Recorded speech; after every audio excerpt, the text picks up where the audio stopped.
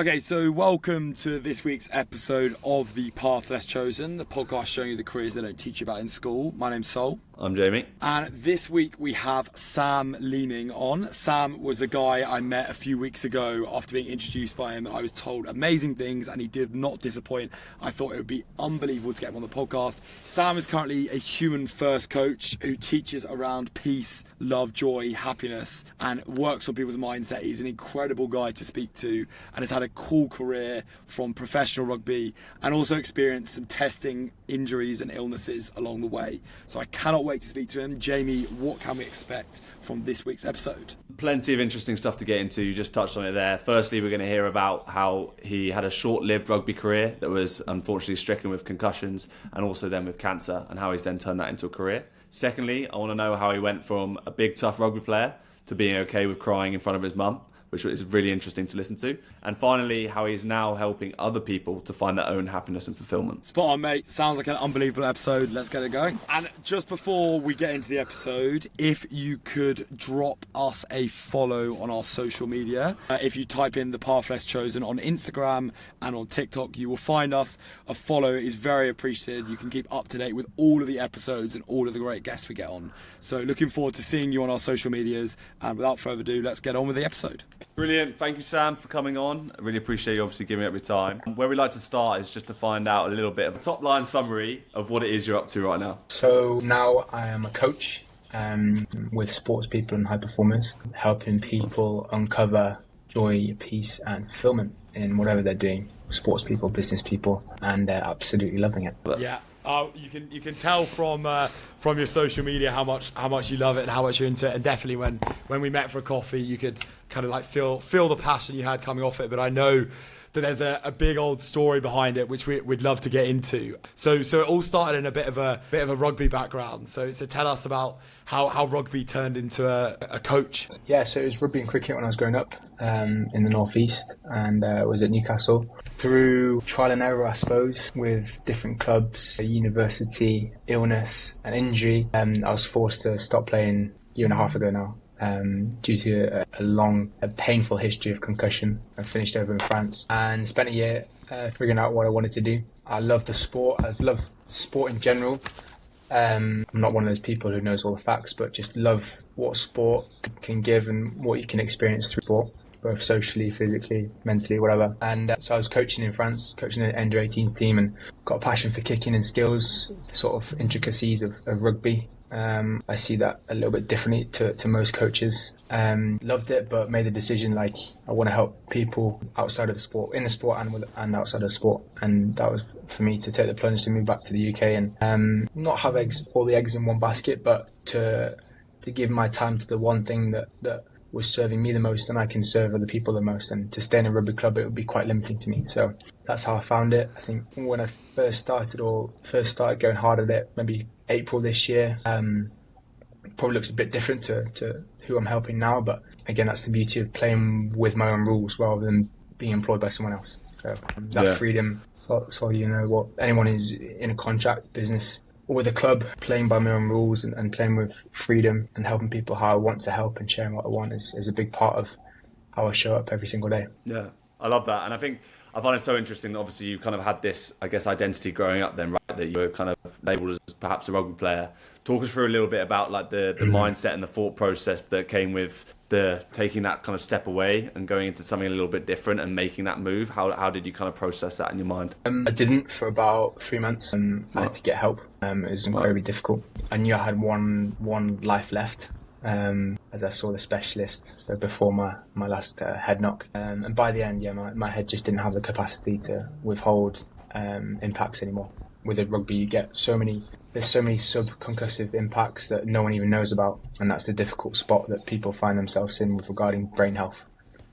So yeah, it was really tricky to manage. Again, I've learned how to be vulnerable and how to share now, and at the time, it's like you just want to bottle it all up and like crack on, but yeah, that wasn't possible for me.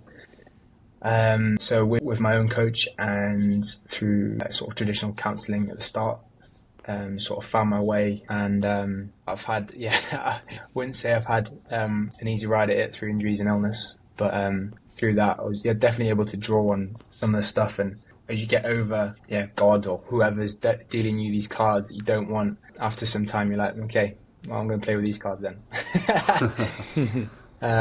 So it takes some time, man. It takes a lot of work. But all of that, now I'm at the mindset. I'm going off on one here, Jamie. Are you on about mindset now or mindset like going through it?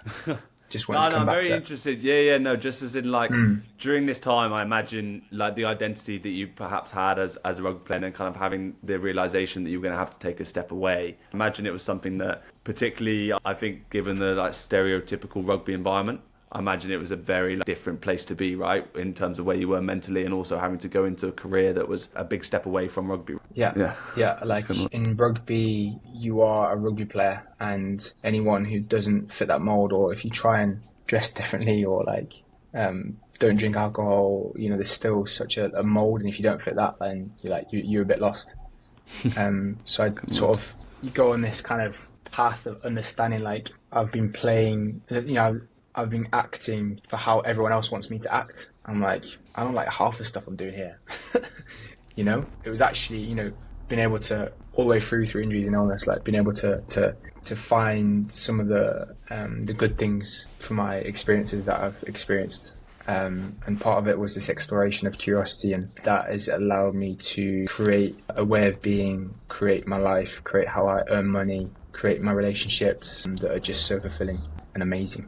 I love it, and you're hitting every heartstring of mine as an old rugby player here. So I love it. But I think one of the things that I found so interesting when I sort of mentioned that I was giving up rugby as well is that so many people, no matter if it is rugby, no matter if it's a sport, it could be a job, it could be a hobby, it could just be being a university student, is people really struggle in their kind of early to mid 20s with this change in identity. And I'd love to know how about practically the kind of the months and the weeks after hanging up the boots as to saying like I need to find a new identity. What am I going to define myself? What is the new Sam? Not the rugby player Sam. What is the new Sam? What things did you do that really like moved the dial for you? What did I do? I was coaching. I was doing a bit of coaching, which, thinking about it now, was just trying to avoid those thoughts of like fuck, I can't play another game. I can't feel what it feels like to be at the bottom of a ruck or like hit someone.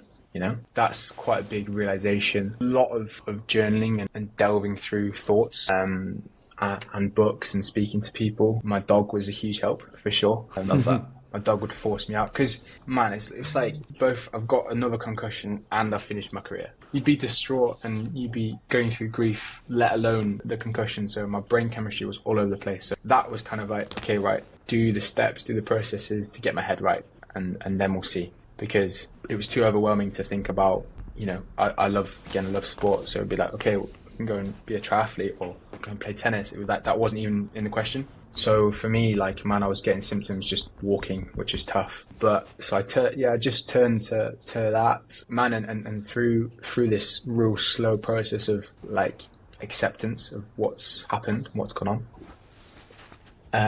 With help from a counsellor. She was amazing. And then again, we got sort of linked up with my coach who I've been speaking to for nearly a year and a half now. And he just like took everything I did with counsellor and just like blew the top off it and just went even deeper to find out what I want to go and create. That was like rounding off this like grief, and going from grief like a loss of a child or a loss of a pet or whatever, as changing careers can often be like, going from that to like, right, okay, what do I want to go and create? And that's ultimately the role of the coach, and I'm helping people do that, and he's inspired me to go and do what I want to do now.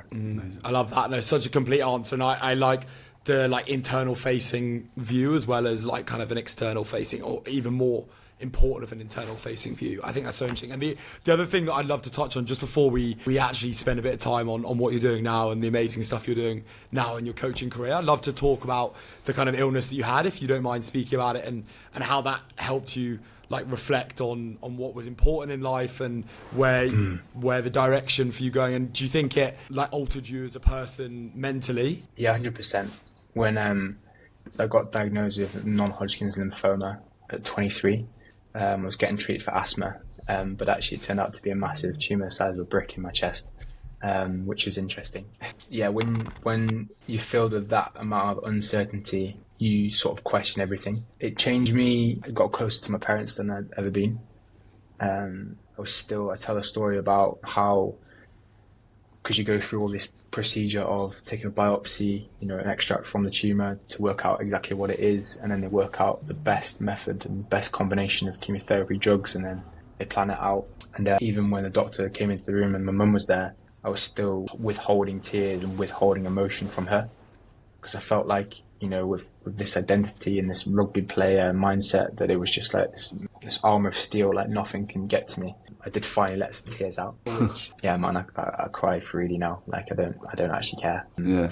Which is really, really freeing. And I know a lot of people would love to get to that place. It changed me, again, this cards thing, like, man, like I was the fittest in most teams I played in. And there was people in that chemotherapy ward having treatment who were smokers, who were like getting Burger King in every evening. It is inevitable that unforeseen and undesired things are going to happen to you in your life, like straight up.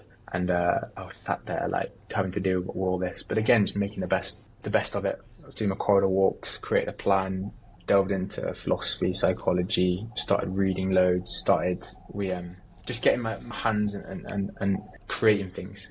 I've always been pretty good at that. Just a quick introduction from me. We hope you're enjoying the episode so far. Just want to ask one big favour, that if you're not doing so already, whether you're on Apple Music or Spotify, if you could just click the subscribe button, that would be massively helpful for us in terms of getting this to a bigger audience. We want to make sure that as many people as possible can hear about the cool careers our guests are doing, and maybe we'll inspire them to do something similar. So if you click that subscribe, it helps us to do that. Thank you. Back to the episode. I think listening to obviously the experiences and stuff that you've had personally, it sounds like that's shaped a lot of like the journey you've been on.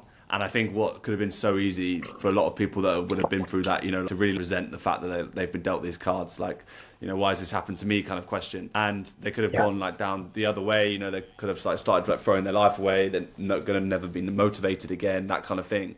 But actually what you've done is take that and think, maybe this could fuel my path, which actually is going to be as a human first coach, where you're now going to help other people to find happiness and fulfillment as well.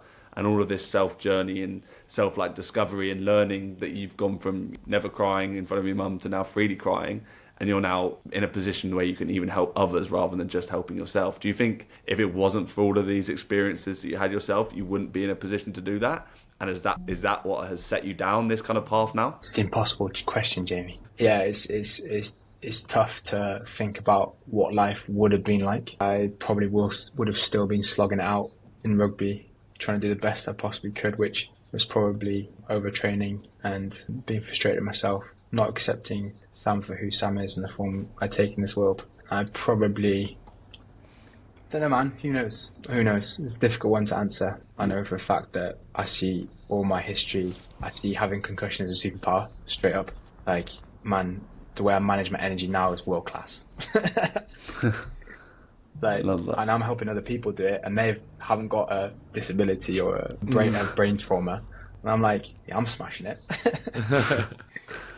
And yeah, you've seen bits of content. I've started speaking more freely about having cancer and what it was like and stuff, and it's still, because my tumour I couldn't see it, I couldn't feel it. It was only present when I went upstairs or something. It was really, like, even speaking about it now, I haven't actually seen the x-ray of it yet still. I don't really want to. Not that I'm avoiding it, but I'm just like at peace with whatever it looked like and whatever it was. And so speaking about it now, cancer isn't just for the physical form and the tumours that people have. It's the emotional and social impacts it has, probably more so. Like, side effects are mega, and like to deal with that, like having a hangover, having the worst hangover you've ever had for like 3 months, that's pretty tough. It's pretty yeah. So yeah, man, that's all on that. Yeah. No, I think that's so interesting. I think, like, there's always a part of, from my perspective, there's always a part of people who become or teachers to other people. It comes as part of a story, and that's definitely at least using a story that you have. And I think that's where I find like the interest in teaching people is because of like a story that I've had. So I think there's, at least like hearing you speak about it, you do get the impression that at least your difference making comes from being able to like relate to a story that you've had. And do you think that that is how you show up as a coach within that, like knowing that there's context behind what you're teaching, and the powerful message that you have comes from the story that you've been given. Yeah, 100%. 100%. But it'd be the same for anyone, you know? Everyone's so unique in their own experiences, had their own battles internally or externally for injuries, whatever, you know? It's the same for everyone. I did a post the other week, like 8.2 billion people in the world, and there's one of you, you know? You're always trying to, a lot of people get caught up in trying to be like someone else or fit a mold of someone else. And it's like that uniqueness, so, like culturally, socially, is still frowned upon, you know, to a certain extent. So I just try and lean into, like, classic coaching term, but lean into my edges. Like, no one sees, as a fire half, no one sees gaps like me, you know? No one sees space in the backfield or possibilities to hit that ball into 3 meter gap, you know? No one would hear someone venting about something and me saying something and what I hear in that, you know, like coaching on what's not said rather than what is said, you know? Because like that's only me listening to that, because information's in abundance nowadays, man. You know, that's not what people are gonna invest in my services. It's that unique experience. But everyone has that, you know, to have that, and if you can tap into that, that's your superpower. Amazing. And I think with your niche going into, like, I read that the kind of work that you're doing is more with, you know, sports people and like high achieving business people. I guess, again, that plays into like the background you've got. You're able to apply your personal experience, because does that help a lot when you're in a kind of role where you're a life coach for people, to be able to actually relate to the situation they're in, maybe the rugby mentality, the high performing sports mentality? Does that then aid you to do the work that you're doing better than if you were to go with someone that you don't really understand? Yeah, it's funny, isn't it? Like, to be a coach, like, what is a coach? Well, if someone provides you a different perspective on how to do something, or can see something and comment on it, like, isn't that a coach? I'm helping a client prepare, and we're creating a plan for his performance to get better after his child's been born. I don't have a kid, you know? I think like that it's like limiting to feel like you need experience in that, or you don't know what it feels like.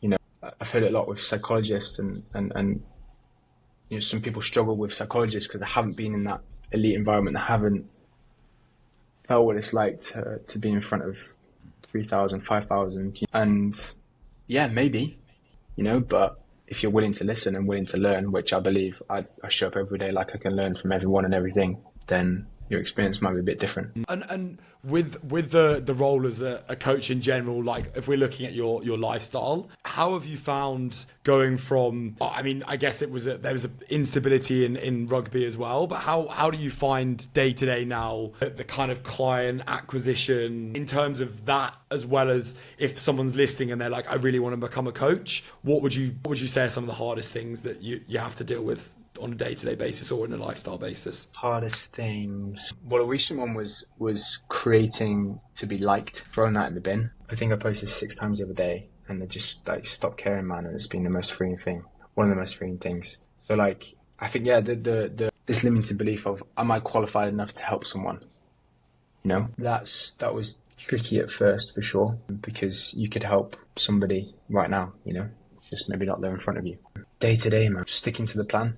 I'm quite like, got an idea, I just want to do it there and then. And with my like cognitive capacity, that isn't possible for me. So being able to have, like, I suppose I've created a lot of systems for myself. I've got a content plan, and I've got a slot for that every single day, every weekday.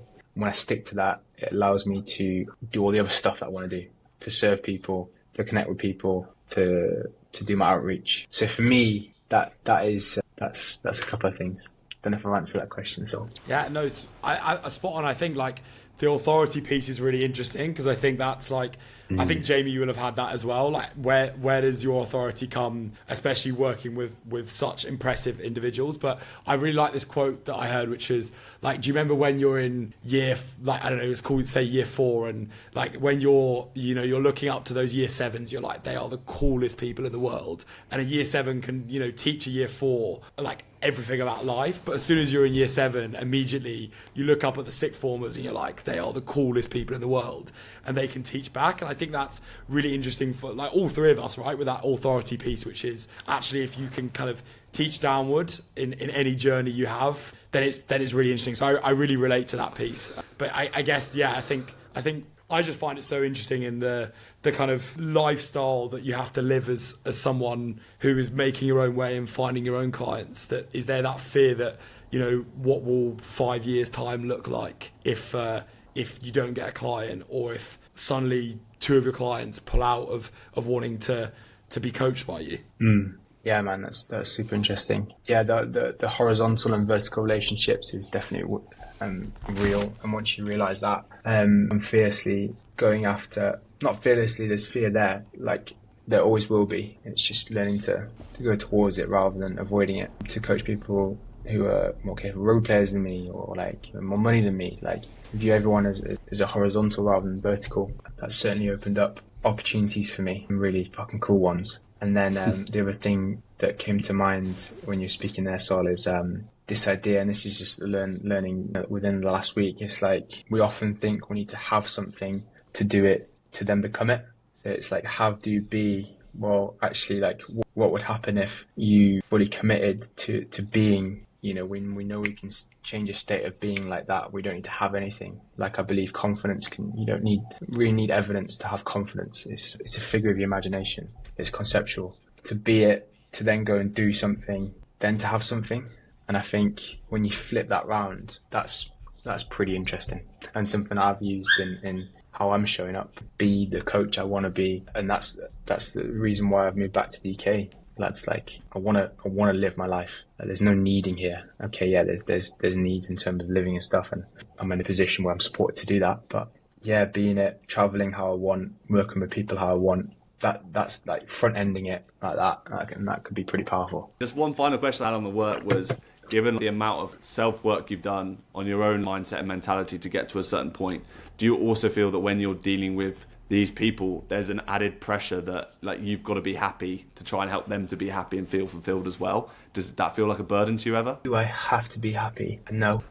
Firstly, like I've got zero responsibility for how my clients take the information or how they are in sessions. I'm not attached to how people use what we discuss. I think in sports it's like that.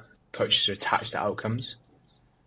And so you know how that can create an environment. Yeah, man, I'm not sure if I have bad days anymore, to be honest. I've got an understanding and a depth of my egoic self, my conscious self, that I relentlessly acknowledge and ruthlessly show up how I want to show up. Sometimes that's having an event, but I'm not going to vent to a client. Maybe I will. And then that might have an impact. But yeah, man, happiness for me isn't really a problem right now. So it's for me, it's not. Good place to be in. Yeah. Again, like pressure is conceptual as well, man. Like I think that's such a limiting term in sport in general. A lad's gonna goal kick in a certain way when he's playing in someone's garden, you know, low league team. You know, how is that different if you play at Thomond Park, you know, or the Aviva? Like, what is different about that kick? When you go down and you inquire about that, it's like, well, I'm gonna show up and kick the ball as sweetly as possible. And then you're actually like, well, nothing's different, you know? I'm not saying that's a reflection, you know? And there's a very real external stimulus that you can acknowledge. You have to label it. And that's the whole piece on mental skills, which I help people with. Yeah, no, I love that, mate. And the last, I guess the interesting point for me would be if someone's listening to this and hearing everything you said and thinking like, that sounds really cool to me. I think I'm in a position where I can start coaching people. What would you say the first steps are to really like becoming and getting on that coaching journey, including how do you get people to coach? Ask people if they want help. Yeah, man. Ask if they want help with that. Would you be open to having some help with your left-handed pass? Yeah, sweet. Do you want some help finding confidence? Okay, cool. Let's set up a time. Nice. I think it's such a simple message, but like such an important one. You know, there's such a big thing around that these days that actually, if you just ask people, do they want help with whatever it may be, you know, it's a good place to start. Definitely. I know you've mentioned you've only started seriously since April, right? But if you can look 5 years ahead or 2 years ahead, where do you kind of want to take this, and how do you see it being in the future? 5 years, that's a real nice period of time. In the future, people are going to travel to come and be coached by me. I'm going to have a list of clients which inspire me every single day, inspire me to be the best version of me. I'll probably be surfing every day, and the people who I serve will be in all sports, will be in all walks of life, not just sport or business, maybe education, who knows. Yeah, man, I'll be in conversations and doing cool podcasts like this. Not bad.